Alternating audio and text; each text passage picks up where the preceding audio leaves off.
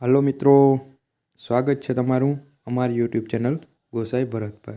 તો મિત્રો, હમણાં કેન્દ્ર સરકાર દ્વારા રેલવે ગ્રુપ ડીમાં ભરતી ચાલુ છે અને એ ભરતીમાં જો તમે ફોર્મ ભર્યું હોય અથવા ભરવાનું બાકી હોય તો ફોર્મ ભરતી વખતે તમારે એક પોસ્ટ સિલેક્ટ કરવાની હોય છે।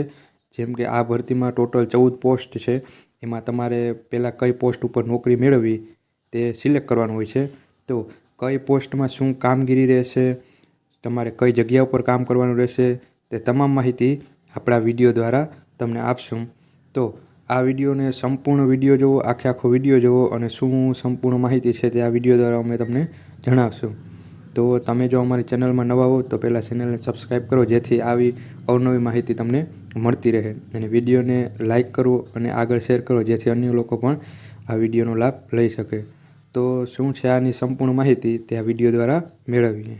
તો આવો ચાલુ કરીએ કે શું શું પોસ્ટ છે, કઈ પોસ્ટ છે, કઈ પોસ્ટમાં શું કામ છે, સંપૂર્ણ માહિતી મેળવીએ। તો સૌથી પહેલા જોજો આસિસ્ટન્ટ એસએનટી એટલે કે સિગ્નલ એન્ડ ટેલિકોમ્યુનિકેશન, બરાબર છે। સિગ્નલ એન્ડ ટેલિકોમ નું કામ છે। તો બેટા જો આ જો કે સ્ટેશન માસ્ટર છે। હવે આ સ્ટેશન માસ્ટરને પણ તમે હેલ્પ કરી શકો છો। જ્યાં ટ્રેન આવતી જતી હોય તો ત્યાં તમારે રેડ સિગ્નલ બતાવવું પડે, અને ટ્રેનને રોકવી હોય તો તમારે રેડ બતાવવું પડે, જવા દેવું હોય તો ગ્રીન બતાવવું પડે। ખ્યાલ આવે છે? તો જો તમારું કયું ડિપાર્ટમેન્ટ, તમને પ્રોડક્શન ડિપાર્ટમેન્ટમાં મૂકે એ લોકો, સિગ્નલ ડિપાર્ટમેન્ટમાં મૂકે, તમને વર્કશોપમાં પણ મૂકી શકે છે। સિગ્નલ રેલવે ટેલિકોમને સંબંધિત એન્જિનિયરિંગની સહાયના રૂપમાં પણ કામ કરવા માટે થાય છે।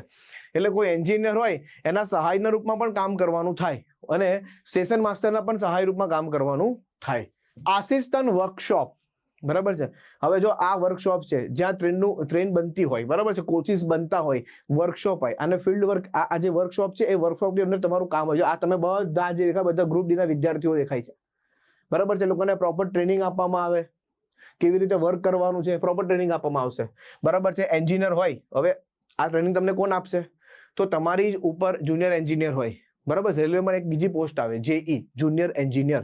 તો એ જે જુનિયર એન્જિનિયર હોય એના હાથ નીચે તમારે વર્ક કરવાનું હોય છે, એટલે કે એન્જિનિયર તમને પ્રોપર ટ્રેનિંગ આપશે। ઓકે, ચાલો। તો મિકેનિકલ ડિપાર્ટમેન્ટ અને વર્કશોપમાં તમારી હોય છે। રેલવે એન્જિન અથવા કોચિસ બનતા હોય ત્યાં કામ કરવા માટે તમને મોકલવામાં આવે, બરાબર છે। જ્યાં રેલવે એન્જિન બનતા હોય, ત્યાં કોચિસ બનતા હોય ત્યાં તમને વર્ક કરવામાં આવશે। હવે આપણા ગુજરાતની અંદર પણ તમે જો વડોદરા ખાતે પણ છે, અમદાવાદ ખાતે પણ છે, ત્યાં અલગ અલગ મેન્ટેનન્સનું કામ ચાલતું હોય, ત્યાં વર્કશોપ હોય, રેલવેના વર્કશોપ હોય મોટા મોટા, તો એ વર્કશોપની અંદર ત્યાં તમને ડ્યુટી લાગે છે। ઓકે, તો આ વસ્તુ ખાસ ધ્યાન આપજો। તો આ ફિમેલ માટે સારી હતી પોસ્ટ, આ વર્કશોપમાં ફિમેલ માટે સારી હતી, કારણ કે કોઈ એક જ જગ્યા પર તમને મળી શકે છે, બરાબર છે। એટલે હું તમને એમ કહું ને તો આ પણ ફિમેલ માટે સારી છે। જો આ પણ ફિમેલ માટે સારી છે, આ પણ ફિમેલ માટે સારી છે। ઓકે, ચલો, આ પણ તમે જો તો ફિમેલ માટે સારી છે, વાંધો નહીં આવે, ફિમેલ માટે સારી છે। ચલો, હું એમ કહીશ કે આ ફિમેલ માટે બરોબર નથી, હા આ મેન માટે ચાલે। કારણ કે જો આસિસ્ટન્ટ બ્રિજ એટલે જ્યાં રેલવેના બ્રિજનું કામ ચાલતું હોય, ત્યાં બ્રિજ પર તમારે વર્ક કરવાનું હોય, બરોબર છે। ટ્રેક બરોબર છે કે નહીં, બ્રિજનું ધ્યાન રાખવાનું હોય, બધી જ વસ્તુઓ પ્રોપર મેન્ટેન કરવાની હોય, બરાબર છે। પુલ પર ટ્રેક બરોબર છે કે નહીં, બરાબર, ત્યાં કામ કરવા માટે હોય છે। એન્જિનિયરિંગના અંડર નીચે હોય છે, અને બ્રિજ સાથે, બરાબર છે, બ્રિજ પર કામ હોય છે। એન્જિનિયરિંગની અંદર મતલબ ડિપાર્ટમેન્ટ તમારો એન્જિનિયરિંગ ડિપાર્ટમેન્ટ કહેવાય। દરેક પોસ્ટના અલગ અલગ ડિપાર્ટમેન્ટ છે, તો એન્જિનિયરિંગ ડિપાર્ટમેન્ટમાં હોય છે। હવે જો આસિસ્ટન્ટ કેરેજ એન્ડ વેગન, બરાબર છે, આ કોચિસને તમારે પ્રોપર વ્યવસ્થિત મેન્ટેન કરવાનો હોય। માન લો કે કોઈ કોચિસ હોય, બરાબર છે, બરાબર તૂટી ગયા હોય, એને તમારે રિપેર કરવાનો હોય, બરાબર છે, એને તમારે પ્રોપર વ્યવસ્થિત સાફ સફાઈને વ્યવસ્થિત કરવાનો હોય, જેમ કે વેલ્ડિંગ કરવાનું હોય, તો તમારું એ કામ છે। તો આ બેટા મેલ માટે સારું કામ છે, ફિમેલ માટે નહીં। આ મેલ માટે સારું કામ છે, મેલ કરી શકે છે। ઓકે, તો આ વર્કશોપમાં તમારે કેરેજ અને વેગન એટલે કે ટ્રેનના કોચિસને કરવાનું હોય છે રિપેરિંગ કામ। પેસેન્જર ટ્રેન હોય, માલગાડી ટ્રેન હોય, એના ડબ્બાને વ્યવસ્થિત રાખવાનું કામ છે। મિકેનિકલ ડિપાર્ટમેન્ટમાં આવશે, કેરેજ એન્ડ વેગન ના એના રિલેટેડ વર્ક હશે। ડન? આ બધું ત્યાર પછી જોશો તો આસિસ્ટન્ટ લોકો શેડ, બરાબર છે, લોકો એટલે કે એન્જિન, બરાબર છે। તો આ જો એન્જિનની લાઇટ્સ બરોબર છે કે નહીં, ખ્યાલ આવે છે, એન્જિનનો કોઈ પાર્ટ પ્રોપર છે કે નથી એ બરોબર વ્યવસ્થિત ચેક કરવું, આ બધા ગ્રુપ ડી ના પર્સન છે, એમ્પ્લોય છે, કે એ પ્રોપર એન્જિનને ધ્યાન રાખે છે। ઓકે, તો એ ડીઝલ નું છે, બરાબર છે। જેટલા એન્જિન ડીઝલથી ચાલતા હોય એમના સંબંધિત કામ માટે, જેટલા પણ ડીઝલ એન્જિન હોય, બરાબર છે. અત્યારે જો કે જનરલી ઇલેક્ટ્રિક મતલબ બધી જગ્યા પર ઇલેક્ટ્રિક એન્જિન હોય છે, પણ જનરલી કેવું હોય છે, કોઈ માઉન્ટેન એરિયા હોય તો ત્યાં ઇલેક્ટ્રિકલ લાઇન પહોંચી ના શકે, તો ત્યાં ગાડી ડીઝલ એન્જિન જતી હોય. જ્યાં હિલી એરિયા હોય, બરાબર છે, ત્યાં ડીઝલ એન્જિન વર્ક કરતા હોય તો એ ત્યાં કામ લાગી શકે છે. તો ડીઝલ એન્જિન, મને જો કે આપણે ગુજરાતમાં પણ ડીઝલ એન્જિનો હોય જ છે, બરાબર છે. દૂરથી ઉપરથી ટ્રેન આવતી હોય તો એ ડીઝલ એન્જિન અહીંયા થતું જ હોય, ચેન્જ થતું જ હોય છે. તો એ ડીઝલ એન્જિન પ્રોપર છે કે નથી, અંદર ડીઝલ છે કે નથી, આ બધું જ મેન્ટેન કરવાનું કામ આ બધા ગ્રુપ ડી ના એમ્પ્લોયનું છે. ચાલો આગળ વધીએ. ત્યાર પછી તમે જોઈ શકો આસિસ્ટન્ટ લોકો શેડ. આ ઇલેક્ટ્રિકલ એન્જિન તમે જોઈ શકો છો, બરાબર છે. આ ઇલેક્ટ્રિકલ એન્જિન તમે જોઈ શકો છો, રેતલા એન્જિન ઇલેક્ટ્રિક થી ચાલતો હોય એના સંબંધિત કામ માટે છે, એટલે ઇલેક્ટ્રિક ડિપાર્ટમેન્ટ લાગશે આને કોઈ ડિપાર્ટમેન્ટ લાગશે? ઇલેક્ટ્રિક ડિપાર્ટમેન્ટ લાગશે. ઓકે, જો આમાં છે ને કોઈ પ્રોપર વર્કશોપમાં જ્યાં લોકો શેડ બનતા હોય, મતલબ આ લોકો હોય, લોકોનો શેડ છે, લોકોનો શેડ છે, મતલબ લોકો એટલે એન્જિન, બરાબર છે, ટ્રેન એન્જિન. તો ટ્રેન એન્જિનનો જે શેડ હોય છે, જ્યાં રેલવે ના એન્જિન જે બનતા હોય, મતલબ તો પ્રોડક્શન યુનિટ હોય, એની અંદર તમારે વર્ક કરવાનું હોય. કે પછી કોઈ એન્જિન આવતું હોય, તેમાં કંઈક વસ્તુ ખરાબ થઈ ગઈ હોય, એને તમારે પ્રોપર મેન્ટેન કરવાનું હોય છે. ચાલો બીજું તમે જોશો આસિસ્ટન્ટ ઓપરેશનલ ઇલેક્ટ્રિકલ. તો તમે જોઈ શકો છો રેલવે સ્ટેશન કે ઓફિસ જ્યાં વાયરિંગ ખરાબ થઈ જતું હોય, ત્યાં ટેકનિશિયન કામ કરતા હોય તેને મદદરૂપ થવા માટે. આપણે તો કામ નથી કરવાનું આ બધું, આપણે કઈ આઈડિયા ના આવે કે આની અંદર શું છે, કયો વાયર ક્યાં જોડવાનો છે, આપણે ખબર ના પડે. પરંતુ જે ટેકનિશિયન હોય એ પ્રોપર વાયર જોઈન્ટ કરતા હોય તો એના સહાય રૂપે આ દરેકે દરેક પોસ્ટ બેટા આસિસ્ટન્ટ લેવલની પોસ્ટ છે, એટલે કે આપણે મદદ કરવાની છે, બરાબર છે. એ જે કામ કરે છે એમાં આપણે હેલ્પ કરવાની છે, આપણે એ કામ નથી કરવાનું. સમજાય છે તમને શું કહેવા માંગે છે? તો આ તમે જોઈ શકો છો જ્યાં જે ટેકનિશિયન હોય, બરાબર, જ્યાં પ્રોપર વાયર ડિસ્કનેક્ટ થઈ ગયો હોય ત્યાં એને કનેક્ટ કરવાનું કામ એ ટેકનિશિયન કરે છે. આપણે એને ત્યાં હેલ્પ કરવાની હોય છે. કોઈ વસ્તુ ઘટતી હોય તો એ પૂરી પાડવાની છે. એ વસ્તુ કહેશે કે આ વસ્તુ ઘટે છે તો એ વસ્તુ તમારે ત્યાં પૂરી પાડવાની હોય. તો આસિસ્ટન્ટ ઓપરેશનલ ઇલેક્ટ્રિકલ, બરાબર છે. તમને કહે છે મેગા બ્લોક હોય, અમુક જગ્યા પર ટ્રેન ડિલે થતી હોય તો ત્યાં ઉપર વાયરિંગનું કામ ચાલતું હોય, મેગા બ્લોક હોય, તો ત્યાં તમારે વર્ક કરવાનું હોય છે. આ ફિમેલ માટે નથી, બરોબર, આ મેલ માટે છે. મેં તમને ફિમેલ માટે 2 પોસ્ટ આગળ જણાવી દીધી છે, તો એ ફિમેલ માટે એ 2 પોસ્ટ બરોબર છે, બાકીના બધી મેલ માટે છે. ફિમેલની પોસ્ટ હજી આગળ એક બે સમજાવીશ. ચાલો, production unit, general service, workshop, દરેક જગ્યા પર તમારું પોસ્ટિંગ આવી શકે છે. આ ડિપાર્ટમેન્ટ છે એના.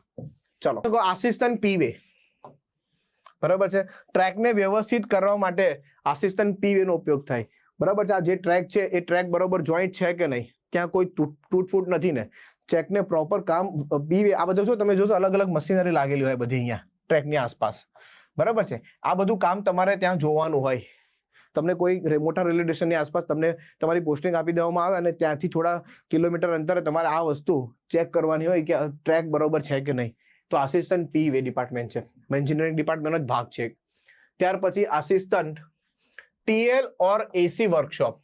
ટીએલ એટલો મતલબ ટ્રેન લાઇટ થાય, એસી એટલે કે આપણે તમને ખબર છે ટ્રેનમાં એવી રીતે એસી લાગેલો હોય ઉપર કોચિસ પર, બરાબર છે. તો એસી પ્રોપર વર્ક થાય છે કે નહીં, ટ્રેનની લાઇટ બરોબર છે કે નહીં, તો એ ક્યાં ચેક કરવાની હોય? એ જ્યાં તમે જે રેલવે સ્ટેશન પર તમને ડ્યુટી લાગી હોય કે આ રેલવે સ્ટેશન મારે જોબ કરવાની છે, તો ત્યાં ટ્રેન આવતી હોય તો ત્યાં તમારે એ પ્રોપર વ્યવસ્થિત ચેક કરી લેવાનું, ત્યાં બરોબર છે કે નથી, બધી સર્વિસ ત્યાંથી બધું કરી લેવાનું હોય, ત્યાં જનરલ સર્વિસ સાથે બધું કરી લેવાનું હોય, બરાબર. રેલવેના વર્કશોપ જ્યાં નવા કોચ તૈયાર થતા હોય, ફિટિંગ કરાવી તેની દેખરેખ રાખવી. અને જ્યાં રેલવેના નવા કોચો તૈયાર થતા હોય, આ વર્કશોપની અંદર જ્યાં એસી લાગ્યા હોય એને પણ તમારે એકવાર ચેક કરી દેવું. રેલવે સ્ટેશન પર પણ તમારે ડ્યુટી લાગી શકે છે, રેલવે સ્ટેશનના જે એસી હોય એને પણ તમારે પ્રોપર જોવાના હોય. નેક્સ્ટ, એટલે આ વર્કશોપમાં હોય છે, બરાબર. ત્યાર પછી ઓફિસ અને સ્ટેશન પર, જો ઓફિસ અને સ્ટેશન પર પાછા અલગ હોય, બરાબર છે. કે ટ્રેન મતલબ આવતી હોય તો, સોરી ટ્રેન નહીં, પરંતુ ત્યાં જે ઓફિસ હોય, રેલવે સ્ટેશન પર જે ઓફિસર્સ હોય એના એસી બરોબર વર્ક કરે છે, ત્યાંની લાઇટ બરોબર વર્ક કરે છે કે નહીં, એનું કામ આપણું છે. પણ આ તો ખરેખર આઈટીઆઈ વાળા કરે, સમજો. એને થોડું નોલેજ હોય, 10 પાસ વાળાને એટલું નોલેજ ન હોય, સાથે આઈટીઆઈ કરેલું એને નોલેજ હોય, બરાબર છે. પણ આ વખતે રેલવે વાળાએ શું કર્યું છે કે ટેન્શન નથી લેવાનું, આપણે ખાલી 10 પાસ વાળાને જ લેવા છે. આઈટીઆઈ વાળા એપ્લાય કરી શકે છે, એવું નથી કે ના કરી શકે, બરાબર, પણ 10 પાસ વાળા લઈ શકે છે, એપ્લાય કરી શકે છે. બાકી આ પોસ્ટ માટે તમારે આઈટીઆઈ કમ્પલસરી જોઈએ, કારણ કે આપણે થોડી નોલેજ હોય કે ઇલેક્ટ્રિકનું ક્યાં પ્રોબ્લેમ છે, તે આઈટીઆઈ વાળાને ખબર હોય. છતાં પણ અહીંયા તમને ટ્રેનિંગ આપવામાં આવશે, 10 પાસ વાળા વિદ્યાર્થીઓને ટ્રેનિંગ આપવામાં આવશે અહીંયા, બરાબર છે. ચાલો, ડન. તો તમારી ઇલેક્ટ્રિકલ જનરલ સર્વિસ પ્રોડક્શન યુનિટમાં હોય છે, રેલવે સ્ટેશન અથવા ઓફિસના એસી જેના માટે ટેકનિશિયન કાર્ય કરતો હોય તેની મદદ માટે. આસિસ્ટન્ટ ટ્રેક મશીન, હવે આ મશીન બરોબર વર્ક કરે છે કે નથી કરતું એ જોવાનું કાર્ય આપણું છે. બરાબર છે. તમને ખ્યાલ હોય રેલવે ટ્રેક પર પથ્થર બિછાવવામાં આવે તો આ પથ્થર બરોબર પાથરા છે કે નથી, પથ્થર બરોબર પ્રોપર લાઈનમાં પથરાયા છે, વ્યવસ્થિત છે કે નથી, આ બધું કામ કરવાનું, આ બધું ચેક કરવાનું કામ કોનું છે? આસિસ્ટન્ટ ટ્રેક મશીનનું છે. ટ્રેક મશીનની પોસ્ટ છે, આ ટ્રેક મશીન છે કમ્પ્લીટ. બરોબર, પણ એ મશીન ચલાવવા માટે તો વ્યક્તિની જરૂર પડશે ને, તો એ ટ્રેક મશીન માટે વ્યક્તિ હશે. રેલવે ટ્રેક પર કામ કરતી હોય તે મશીનનું કાર્ય તપાસવાનું, આ મશીનનું કાર્ય તપાસવાનું કાર્ય તમારું છે. બરાબર છે. હવે આ વર્ક બેટા ફિમેલ કરી શકે છે. આ વર્ક ફિમેલ, જો ભાઈ આ ગ્રુપ ડી ની વેકેન્સી છે, થોડી હાર્ડ જોબ રહેશે હું માનું. ત્યાર પછી આસિસ્ટન્ટ ટીઆરડી, ટ્રેક્શન એન્ડ ડિસ્ટ્રીબ્યુશન, તમે જોઈ શકો છો અહીંયા પણ આ રીતનું જે પોઈન્ટ છે. રેલવેમાં જ્યાં ઇલેક્ટ્રિક લાઇન ખરાબ થઈ જાય ત્યાં એન્જિનિયરિંગ મદદથી કરવામાં આવશે. તો આ છે ડિપાર્ટમેન્ટ છે ઇલેક્ટ્રિકલ એન્ડ ટીઆરડી. પોઈન્ટ્સમેન, જો આ ફિમેલ માટે બહુ સારામાં સારી છે. આ ચોથી જોબ પોસ્ટ છે જે ફિમેલ માટે સારામાં સારી છે. આ ચોથી પોસ્ટ છે જે ફિમેલ માટે સૌથી સારી છે. તો તમે જોશો કે રેલવે સ્ટેશન પાસે, મોટા મોટા રેલવે સ્ટેશન પર જ્યારે કોઈ ટ્રેન આવતી હોય એનો ટ્રેક ચેન્જ કરવો હોય, રેલવે સ્ટેશન પર મતલબ કોઈ ટ્રેન આવતી હોય તો એને એક પ્લેટફોર્મ પરથી બીજા પ્લેટફોર્મ પર શિફ્ટ કરવી હોય તો ત્યાં તમારે ટ્રેક ચેન્જ કરવા માટે આવે. તો ટ્રેક ચેન્જ કરવા માટે એક ફિમેલ અહીંયા કરી શકે છે આ કામ. બરાબર છે. આ તમારી ડ્યુટી હોય છે. તમારી ડ્યુટી માની લો 8 કલાકની ડ્યુટી છે તમારી. 8 કલાકની ડ્યુટી હોય, 8 કલાકની 8 કલાકની ડ્યુટી હોય. સવારે 8 થી 5 હોય, કાં તો 9 થી 6 હોય, કે પછી નાઇટ ડ્યુટી હોય. જનરલી ફિમેલ માટે ડે ડ્યુટી હોય છે, દિવસ દરમિયાન એમની ડ્યુટી હોય છે. તો આ બહુ સારી પોસ્ટ કહેવાય કે તમારે કોઈ એક જ જગ્યા પર વર્ક કરવાનું છે. ફિલ્ડ વર્ક બહુ નથી. કોઈ એક મોટું સ્ટેશન આપી દેવામાં આવશે ત્યાં તમારે વર્ક કરવાનું હોય. રેલવે સ્ટેશન પર સ્ટેશન માસ્ટરના મદદરૂપે આવતી જતી ટ્રેનને સિગ્નલ બદલવા માટે, આવતી જતી ટ્રેન હોય એને ડાયવર્ટ કરવું, એનું સિગ્નલ બદલવું, બધું જ કામ તમારે અહીંયા જનરલ જેટલું પણ સ્ટેશન માસ્ટર તમને કહે કે આ કામ તમારે કરવાનું છે એટલા કામ તમે અહીંયા કરી લેવાના. ચાલો, ત્યાર પછી ટ્રેક મેન્ટેનર. હવે આ હું ફિમેલ માટે નહીં કહીશ, આ ફિમેલ માટે બિલકુલ નથી બેટા. આ ફિમેલ માટે હું નહીં કહીશ, આ મેલ માટે જ છે. આ થોડું હાર્ડ વર્ક છે કારણ કે પ્રોપર ટ્રેકને તમારે જોવાના. તમે જોયા હશે, તમે ટ્રેનમાં બેઠા હશો તો તમે ટ્રેનમાં આવા વ્યક્તિઓને બધાને જોયા હશે કે જે પ્રોપર ટ્રેક મેન્ટેન કરતા હોય. બરાબર છે. તો આ બધું કામ છે એન્જિનિયરિંગ ડિપાર્ટમેન્ટની અંદર આવતું, રેલવે ટ્રેકને વ્યવસ્થિત કરવાનું કામ છે. ઓકે.